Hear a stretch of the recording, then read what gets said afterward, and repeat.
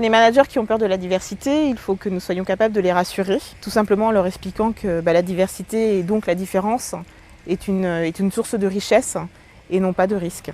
Et surtout, quels sont les bénéfices qu'on peut en tirer, puisque la diversité n'est pas une fin en soi, mais nous considérons vraiment que c'est un levier de performance.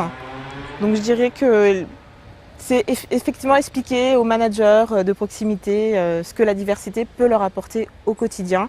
Il y a plein d'actions concrètes qu'on peut mettre en place sur le terrain facilement, rapidement. Par exemple, nous avons favorisé la rencontre entre des personnes handicapées et des collaborateurs, l'espace d'une journée, à l'occasion d'une animation sportive. Donc nos collaborateurs ont joué au basket dans des fauteuils roulants et ont pu se rendre compte concrètement de ce qu'était un handicap physique, par exemple.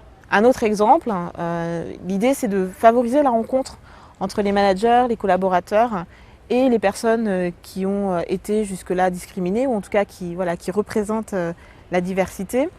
Et depuis 2 ans, nous organisons des forums de recrutement à destination de jeunes diplômés issus des quartiers sensibles ou issus de l'immigration ou encore handicapés, pour leur donner l'opportunité de rencontrer des recruteurs de L'Oréal, mais aussi d'autres entreprises qui nous accompagnent à l'occasion de ce forum, et ainsi leur permettre de défendre leur candidature.